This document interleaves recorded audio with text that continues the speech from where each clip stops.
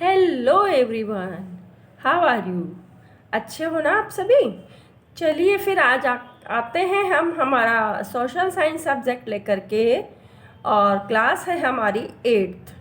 ठीक है बच्चों, आज हम स्टार्ट करने वाले हैं एग्रीकल्चर का जो हम चैप्टर रीड कर रहे थे ज्योग्राफी के अंदर, चैप्टर नंबर 4। उसको आगे से पढ़ना स्टार्ट करते हैं। ठीक है, तो ओपन योर बुक्स और पेज नंबर 182। बच्चों, हमने हमारी कुछ मेजर क्रॉप्स के बारे में रीड किया था इसके पहले वाले वीडियो में, जिसमें हम व्हीट एंड राइस को पढ़ चुके थे। ठीक है ना। अब आज हम रीड करेंगे मेज। मेज, व्हाट इज मेज? आप सभी जानते हैं, जिसको हम कॉर्न भी कहते हैं, commonly known as corn, cornflour जो आपने खाया होगा। मेज, मक्का। ठीक है, and is grown in areas having moderate temperature. और ऐसे एरिया में इसको ग्रो किया जाता है जहाँ का जो टेम्परेचर होता है वो मॉडरेट होता है। मॉडरेट मीन्स मध्यम दर्जे का। Rainfall and plenty of sunshine, जहाँ पर आवश्यक रूप से रेनफॉल भी हो और सनशाइन भी मिले अच्छे से फील्ड्स को। मॉडरेट टेम्परेचर में, यानी ज़्यादा तेज ना तो सर्दी और ना ज़्यादा तेज गर्मी, ऐसा टेम्परेचर इसके लिए चाहिए होता है। It requires well drained fertile soil. और इसके लिए देखिए यहाँ पर ये मेज का जो प्लांट है, तो ये कैसे भुट्टे आते हैं ना जैसे हमारे, वैसे इन भुट्टों से फिर मेज निकाली जाती है। तो इसके लिए फर्टाइल सॉइल चाहिए होती है, वेल ड्रेन्ड, यानी नमी वाली, जो अच्छे जहाँ पर हम ड्रेनिंग कर सकें, पानी दे सकें, ऐसी नमी वाली मिट्टी इसके लिए चाहिए होती है। द लार्जेस्ट प्रोड्यूसर ऑफ मेज इज़ द USA। सबसे ज़्यादा जो प्रोड्यूसर वाला कंट्री है, प्रोडक्शन देने वाला मेज का, वो है USA। और फिर उसके पीछे पीछे followed by China and Russia. The other leading producer are Brazil. दूसरे प्रोड्यूसर हैं इसके ब्राज़ील, मैक्सिको एंड इंडिया। ठीक है, सेकंड नंबर पे। And India maize is cultivated mainly in UP and Punjab. और अंडरलाइन करने वाली बातें शॉर्ट क्वेश्चंस में आ सकता है। इंडिया में जो मेज है वो मोस्टली कहाँ पर प्रोड्यूस की जाती है, कहाँ पर कल्टीवेट की जाती है? यूपी एंड पंजाब में। ओके, तो ये हमारा मेज के बारे में थोड़ा सा हमारी नॉलेज हुई। अब हम आगे चलते हैं। नेक्स्ट है हमारा मिलेट्स। मिलेट्स देखिए, आप आपकी बुक में ऊपर वाला जो पैराग्राफ है उसमें दिया हुआ है millets. They are also known as coarse grains. Millets में 2-3 क्रॉप्स आती है बच्चों। अभी हम पढ़ेंगे कौन कौन सी। ज्वार, बाजरा एंड रागी। ये मिलेट्स ही कहा जाता है इनको। ये क्या होता है? कोर्स ग्रेन होता है, यानी दरदरा मोटा अनाज कहा जाता है इसको। And can be grown in less fertile Sandy soil. और इसको अच्छी कम फर्टाइल सॉइल में भी इसको बोया जा सकता है, और सैंडी सॉइल यानी थोड़ी रेतीली मिट्टी में इसको बोया जाता है। तो आप समझ सकते हो डेजर्टी एरिया की क्रॉप है ये। It is a hardy crop and hence needs less rainfall. ये क्या है? कठोर फसल होती है, इसके लिए ज़्यादा रेनफॉल की आवश्यकता नहीं होती है। And high to moderate temperature and adequate sunshine. इसके लिए क्या चाहिए होता है? हाई टू मॉडरेट, यानी हाई मीन्स ज़्यादा और मॉडरेट मीन्स मध्यम टेम्परेचर चाहिए होता है, और पर्याप्त सनशाइन इसको मिलना चाहिए। मिलेट्स वाली जो हम क्रॉप्स लेते हैं, millets include jowar, bajra and ragi. ये तीनों क्रॉप्स मिलेट्स के अंदर आती है, jowar, bajra and ragi. The major producer in the world are Nigeria. जो सबसे अच्छे प्रोड्यूसर हैं इनके, Nigeria, Niger, China. In India it is grown in Rajasthan. जैसा कि आपको पता है राजस्थान क्या है? डेजर्टी एरिया है। रेनफॉल भी मॉडरेट होती है यहाँ पे, टेम्परेचर भी यहाँ का मॉडरेट है, ज़्यादा गर्मी ज़्यादा सर्दी वाला भी नहीं है। तो राजस्थान में, तमिलनाडु में एंड आंध्र प्रदेश में ये मिलेट्स जो है वो क्रॉप ली जाती है। तो समझ में आया आपको कैसा टेम्परेचर चाहिए मैच के लिए? मॉडरेट टेम्परेचर, हाई से मॉडरेट टेम्परेचर चाहिए और सैंडी सॉइल चाहिए इसके लिए, ठीक। अब हम आगे चलते हैं। हमारी कुछ ऐसी क्रॉप्स हैं जिनसे हम फाइबर प्राप्त करते हैं, रेशा, धागे जिसको हम बोल सकते हैं, जिससे कि टेक्सटाइल में यूज़ आता है ये कपड़े बनाने में। तो फाइबर क्रॉप्स है हमारी। सबसे पहले हम पढ़ते हैं कॉटन के बारे में, उसके बाद हम रीड करेंगे जूट के बारे में। आपने कभी कॉटन का प्लांट देखा है? कॉटन का जो प्लांट होता है, ट्री होता है, कैसा होता है देखा होगा आपने। ये छोटे छोटे रॉल्स आते हैं, उनमें से कॉटन निकलती है फूट के, है ना, फ्रूट्स होते हैं उनके, उसके अंदर से कॉटन निकलती है। आपको कभी देखने का मौका मिले तो देखना। कॉटन रिक्वायर्स हाई टेम्परेचर, इसके लिए हाई टेम्परेचर चाहिए, लो रेनफॉल, कम बारिश and about 210 frost free days. और इसके लिए लगभग 210 यानी 210 दिन करीब इसको पकने के लिए लगते हैं। फ्रोस्ट फ्री यानी जो फ्रोस्ट होता है ना हमारा, फ्रोस्ट किसे कहते हैं? पाला, ठीक है, ठंड जिसमें बहुत ज़्यादा तेज़ ठंड होती है, उससे फ्री डेज चाहिए इसके लिए, ठंड नहीं चाहिए इसके लिए। And bright sunshine for its growth, और इसकी ग्रोथ के लिए चमकीला सूर्य की रोशनी चाहिए, तो उसमें अच्छी ग्रोथ होती है इसकी। It grows very well in black and alluvial soil, और ये काली मिट्टी में और एलुवियल सॉइल में अच्छे से ग्रो करती है। एलुवियल सॉइल कहाँ मिलती है? हमारे नॉर्दर्न प्लेन्स में ही पाई जाती है। It is mainly grown in arid and semi arid region, और ये मुख्यतः एरिड और सेमी एरिड रीजन में होती है। मीन्स शुष्क जो देश प्रदेश है हमारे, शुष्क जो रीजन है हमारे सूखे, उनमें होती है। Egypt, China, India, Pakistan, USA, Pakistan and Brazil, तो ये कंट्रीज़ है। In India it is mainly produce in the state of Gujarat, Maharashtra and Madhya Pradesh. जैसा कि यहाँ का क्लाइमेट इसके लिए बहुत सूटेबल है, क्लाइमेट इसके लिए चाहिए गर्म वाला, तो गुजरात, महाराष्ट्र एंड मध्य प्रदेश सब ये हाई टेम्परेचर वाले ही इलाके हैं, moderate to high. It is the main raw material for the cotton textile industry, और कॉटन क्या है? हमारी जो कॉटन टेक्सटाइल इंडस्ट्रीज़ होती है ना, जहाँ पर सूती कपड़ा बनता है, उसके लिए रॉ मटेरियल का काम करती है। रॉ मटेरियल मीन्स कच्चा माल। कच्चा माल जब इंडस्ट्री में जाएगा, फिर उससे धागा तैयार होगा, फिर उससे टेक्सटाइल तैयार होगा। तो ये हमारे लिए कौन सी क्रॉप है? फाइबर क्रॉप है, ठीक है। आगे चलते हैं हम जूट पे, ये भी हमारे लिए फाइबर क्रॉप है।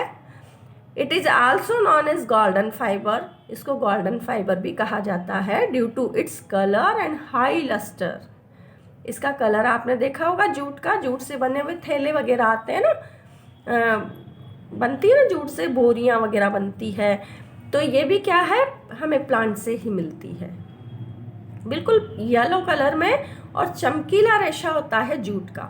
हाई लस्टर यानी चमकीला रेशा होता है, इस कारण से इसको गोल्डन फाइबर भी कहा जाता है, ये येलो कलर का होता है। It grows well in areas having alluvial soil, कहाँ पर होती है? जहाँ पर अलुवियल सॉइल हो इसके लिए। And needs high temperature, high temperature की आवश्यकता होती है। Heavy rainfall and humid climate, बारिश भी अच्छी होनी चाहिए और नमी वाला क्लाइमेट इसके लिए आवश्यक है।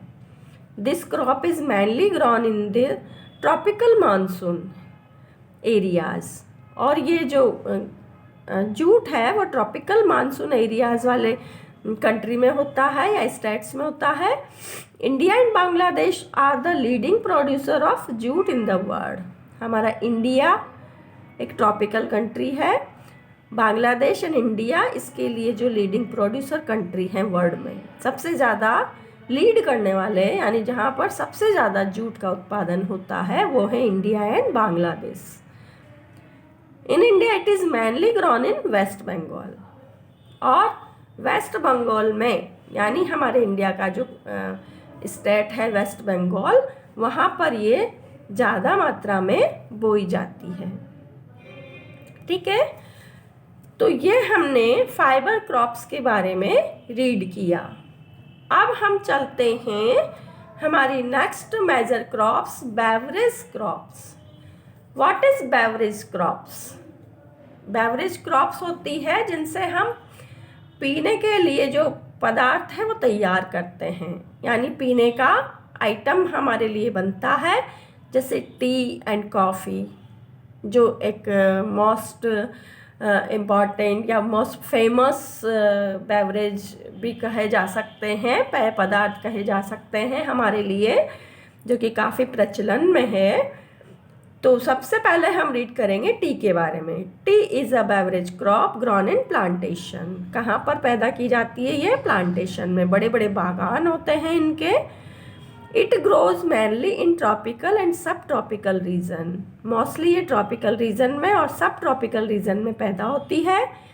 It requires a cool climate and well distributed rainfall throughout the year for the growth of its tender leaves. और टी के लिए, टी का प्लांटेशन करने के लिए हमें कैसा क्लाइमेट चाहिए होता है? कूल और वेल डिस्ट्रीब्यूट रेनफॉल, यानी समय समय पर रेनफॉल होती रहे थ्रू आउट द ईयर, पूरे साल, इसकी ग्रोथ के लिए। क्योंकि इसकी जो लीव्स होती है काफ़ी टेंडर होती है, कोमल होती है, तो हैवी रेनफॉल नहीं चलती है, मध्यम दर्जे की बारिश पूरे साल भर होती रहे, वहाँ ये पैदा होती है। Water drainage is another vital requirement for T plant. अब टी प्लांट के लिए वाटर ड्रेनेज भी कंटिन्यू होता रहना चाहिए, पानी भरा नहीं होना चाहिए, तो ये इसकी रिक्वायरमेंट रहती है। अगर पानी भरा होगा तो इसकी लीव्स क्या होती हैं? गल जाती है। तो वाटर ड्रेनेज जो है इसका सबसे रिक्वायरमेंट पार्ट है। And this is why it is grown on hill slopes. और इसी कारण से कि पानी नहीं भरे, इसी कारण से इसको हिली स्लॉप्स में, यानी जो पहाड़ी एरियाज़ होते हैं, तो उनकी जो स्लॉप्स होती है उन पर इनका प्लांटेशन किया जाता है, हिली एरियाज़ में। असम देखिए आप, अरुणाचल प्रदेश है, यहाँ पर बड़े बड़े चाय के बागान है, दार्जिलिंग है, तो ये हिली एरियाज़ होते हैं और कूल क्लाइमेट भी होता है यहाँ का। It generally grows at an attitude of 500 feet above mean sea level, यानी सी लेवल से लगभग 500 फीट ऊंचा एटीट्यूड इनके लिए चाहिए होता है। China is the largest producer of T. China क्या है? सबसे लार्जेस्ट प्रोड्यूसर है टी का। और फॉलोड बाय इंडिया, इंडिया में भी हमारे यहाँ टी अच्छी होती है। दूसरे नंबर पे इंडिया है, Sri Lanka and Kenya. In India it is mainly grown in Assam, North Bengal and Karnataka. India में ये मैनली कहाँ पर होती है? टी कहाँ पर होती है सबसे ज़्यादा? असम में। असम की टी प्रसिद्ध है, आपने कई जगह आपने एडवर्टाइजमेंट भी देखे होंगे, है ना। नॉर्थ बंगाल एंड कर्नाटका, नॉर्थ बंगाल और कर्नाटक में भी टी का प्रोडक्शन किया जाता है। तो टी के बारे में हमने पढ़ा है, तो कुछ एक्स्ट्रा बिट यहाँ पर आपके दिया हुआ है, ये देखिए, इसको भी रीड कर लेते हैं हम, क्या है इसमें। Most of the tea packets have CTC written on them. आपने बहुत सारे टी पैकेट्स देखे होंगे जिन पर CTC राइट हुआ रहता है। There are 3 stage of machinery processed tea को जब हम प्रोसेसिंग के लिए मशीनरी के में ले जाते हैं तो इसकी 3 स्टेज हुआ करती है। बागानों से तोड़ने के बाद फर्स्ट है क्रश, यानी क्रश करना टी को, टीयर, उसको छोटे छोटे टुकड़ों में बांट लेना, एंड कर्ल और कट। तो ये 3 जो हमारे C, T और C, यानी क्रश, टीयर एंड कर्ल, ये तीनों प्रोसेसिंग मिलके क्या बनती है? CTC। Okay, the resultant product looks like small pellets of usually black tea. और जो प्रोडक्ट जब तैयार होता है तो छोटी छोटी पत्तियों के रूप में, ब्लैक टी के रूप में हमारे सामने आता है। जब इसको सुखाने के बाद क्रश किया जाता है, कर्ल किया जाता है मशीनरी में, it produce a very strongly flavoured, और इससे बहुत अच्छा फ्लेवर हमें मिलता है। Quickly infusing T often used in tea bags, और फिर इनको टी बैग्स में पैक कर दिया जाता है।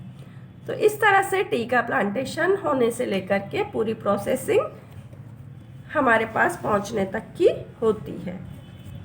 अब हम आगे रीड करते हैं कॉफ़ी के बारे में। सेकंड बेवरेज ड्रिंक हमारा क्या है? Coffee. Coffee is a popular brood beverage which is taken from the coffee seeds beans of the coffee plant. ये क्या है? ये भी कॉफ़ी के प्लांट से प्राप्त होती है हमें। इसके छोटे छोटे सीड्स होते हैं जिनको हम बीन्स कहते हैं, कॉफ़ी के बीज जो हमें प्लांट से मिलते हैं। Coffee plantation needs warm and wet climate. Coffee plantation के लिए हमें कैसा क्लाइमेट चाहिए? वार्म, गर्म। सितंबर, अक्टूबर और नवंबर वाला जो क्लाइमेट होता है ना, वो इसके लिए ओके होता है। तो इसके लिए हमें कैसा क्लाइमेट चाहिए? थोड़ा सा गर्म और थोड़ा सा नम। इट मीन्स जब हमारे यहाँ पर रेनी सीजन के बाद वाला जो क्लाइमेट होता है ना, सितंबर, अक्टूबर, नवंबर वाला, वो क्लाइमेट इसके लिए परफेक्ट होता है। और इसके लिए वेल ड्रेन्ड लॉमी सॉइल होनी चाहिए, यानी नमी लिए हुए soil. The largest producer of coffee is Brazil, और सबसे बड़ा प्रोड्यूसर कॉफ़ी का कौन है? ब्राज़ील। इसको अंडरलाइन कर लेंगे, शॉर्ट क्वेश्चंस में पूछा जा सकता है। फॉलोड बाय वियतनाम, उसके बाद Vietnam, Colombia, Ethiopia and Indonesia. यहाँ पर कॉफ़ी का प्लांटेशन ज़्यादा किया जाता है। और इंडिया में ये कहाँ पर होती है? इंडिया के कौन से स्टेट में? Kerala, Karnataka are famous for coffee plantation. और कॉफ़ी प्लांटेशन भी कहाँ पर होता है? हिली स्लॉप्स में ही किया जाता है, जहाँ पर थोड़ा स्लॉप हो, पानी रुके नहीं। ठीक है। अब हम थोड़ा सा एक्स्ट्रा बिट के रूप में दिया हुआ है छोटा सा पोर्शन, इसको भी देखते हैं। There are different version of discovery of coffee. Discovery जो हुई है कॉफ़ी की, उसमें डिफरेंट वर्जन हमारे सामने आए हैं इसके। It is believed that in about 850 CE, Khaledi, an Arab god, Hadar, who was puzzled by the queer antics of his flock, tested the berries of the evergreen bush that the gods were feeding upon. On experiencing a sense of exhilaration, he proclaimed his discovery to the world.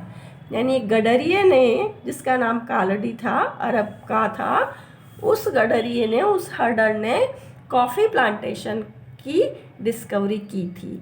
वो जो अपनी God's को चराने के लिए जाता था, तो वहाँ पर ये बेरीज उसको मिली, एवरग्रीन जो हमेशा बुशेज़ में रहती थी, तो उसको टेस्ट किया उसने, और फिर उसका जब एक्सपीरियंस हुआ उसको, तो फिर ये कॉफ़ी के रूप में उभर कर दुनिया के सामने आई।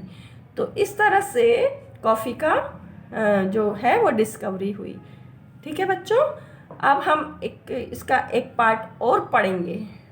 आज के लिए बस हम इतना ही रीड करेंगे। नेक्स्ट वीडियो में हम इसके आगे वाला पार्ट रीड करेंगे, जिसमें हम एग्रीकल्चर डेवलपमेंट पढ़ेंगे कि किस तरह से हमारे यहाँ पर डेवलपमेंट किया जा सकता है एग्रीकल्चर में अच्छा उत्पादन लेने के लिए, और हमारे यहाँ के फॉर्म कैसे हैं, खेत कैसे हैं, और USA के फॉर्म कैसे हैं, उनका कंपैरिजन भी हम रीड करेंगे। ठीक है, तो तब तक के लिए गुड बाय, टेक केयर।